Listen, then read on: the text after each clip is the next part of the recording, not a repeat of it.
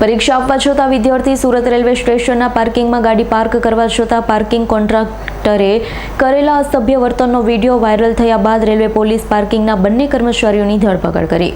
Surat railway સ્ટેશનના parking સ્ટેન્ડના social મીડિયામાં viral થયેલા વિડીયોમાં દેખાયું હતું કે વિદ્યાર્થી પરીક્ષા આપવા છતાં પહેલા પાર્કિંગમાં ગાડી મૂકવા ગયો હતો. ત્યારે વિદ્યાર્થી સાથે પાર્કિંગ કર્મચારીએ ઝઘડો કર્યો અને ગેરવર્તણૂક કરી હતી, જે વિડીયો સોશિયલ મીડિયામાં વાયરલ થયા બાદ તાત્કાલિક સુરત રેલવે પોલીસ આ મામલે તપાસ કરી પાર્કિંગ કોન્ટ્રાક્ટરના બે કર્મચારી રોહિત રામખુશાલ મિશ્રા અને રાજેશ રામસેવક કુશવાને ઝડપી પાડી તેના વિરુદ્ધ કાયદેસરની કાર્યવાહી હાથ ધરી હતી. हाँ उसका भी देखेंगे. क्या देखेगा? क्या देखेगा? हैं? रहने दे ना भाई, खत्म हो गया. बोल भाई, कैसे गाड़ी को तूने धक्का दिया? गाड़ी को कैसे धक्का दिया? धक्का लगा. मेरी गाड़ी, मैं अभी सूरत स्टेशन पे खड़ा हूँ, मेरी गाड़ी यहाँ पे थी, ये बंदे ने लिटरली यहाँ से वहाँ पे धक्का मारा है मेरी गाड़ी को और बोलता है कि हमारी गाड़ी यहाँ पे ऐसे ही पार्क होती है. ये ऐसा बोलता है. और मैंने बुलाया कि ऊपर कंप्लेन करूंगा, सीआरपीएफ वाले पुलिस को बुलाऊंगा, तो बोलता है हाँ जा बुला ले. और ये जो इधर मेन बैठा हुआ है ना, ये अपने आपको पता नहीं क्या समझ रहा है, ये अपने आपको पता नहीं क्या समझ रहा है. रुक मैं देखो दिखाता हूँ. अरे रुक रुक रुक बना ले. अरे रुक रुक देखो बताते हैं. क्या बोल रहा है? क्या बोला बोल हाँ? क्या बोला? ना बना. फोन भी छीन रहा है ना. हाँ. हाँ रुक जा. મારું નામ વિદ્યાસાગર છે અને રવિવારના રોજ 14 તારીખે અમે સવારે વાપીમાં ગવર્મેન્ટ એક્ઝામ આપવા માટે નીકળેલા હતા. ત્યારે જ્યારે અમે સુરત રેલવે સ્ટેશન પર પહોંચ્યા, ત્યાં જે સુરત રેલવે સ્ટેશનની પાર્કિંગ છે PN પાર્ક, ત્યાં અમે અમારી ગાડી પાર્ક કરવા માટે ગયા અને પૈસા આપીને પાર્ક પણ કર્યું. પણ એ માણસે, જે બી પાર્કિંગના જે કર્મચારી હતા, એમને અમારા ગાડીને બહુ ગત રીતે, એટલે કે બહુ ખરાબ રીતે અમારા ગાડીને ધક્કો માર્યો, જેનો મેં વિરોધ કર્યો. મેં એમને કીધું કે મારા ભાઈ, હું અહીંયા જ છું, મારાથી ચાવી લઈ લો ને પ્રોપર મૂકી દો.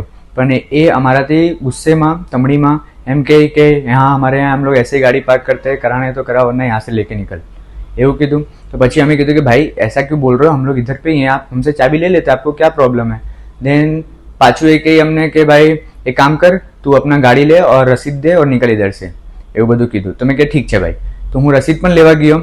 પછી જ્યારે રસીદ કાઉન્ટર પર જે મેઇન માણસ બેહેલા હતા, જે તમે અમારી પાસે અમે એમનો વિડીયો બનાવ્યો છે, એમને સીધી અમારી સાથે ગાળાગાળ સાથે વાત કરી કે તું કોણ હે, ઇધર સે લેકે જાયેગા, યે વો, એવી બધી વાતો કરવા લાગ્યા. અમારી સાથે મારો ફ્રેન્ડ હતો, એની સાથે ધક્કા મૂકી પણ કરી ને અમારી સાથે એક છોકરી પણ હતી, એ લોકોએ એનું બી નહીં એ કર્યું. પણ અમે એક્ઝામ માટે હું લેટ થતો હતો, કેમ કે સવારે 5:10ની મારી ટ્રેન હતી ને અમે 5 વાગે ત્યાં જ હતા, એટલે ત્યાંથી અમે નીકળી ગયા.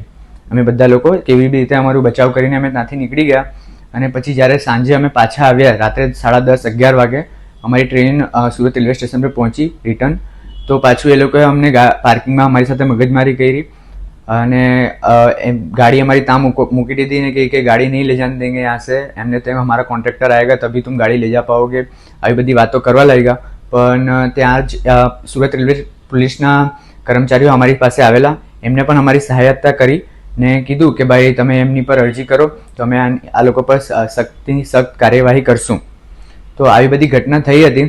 પણ અમે એ રાતે અરજી નહીં કરી, કેમ કે ઓલરેડી બહુ રાત થઈ ગયેલી ને અમારી સાથે છોકરી હતી, એટલે અમે વધારે નહીં કર્યું ને અમે ત્યાંથી નીકળી ગયા.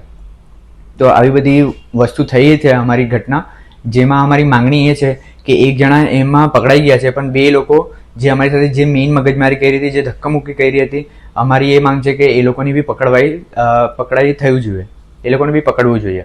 Thank you. Bureau report S9 news Surat. અમારી તમામ માહિતીથી અપડેટ રહેવા માટે જોડાયેલા રહો S9 ન્યૂઝ સાથે.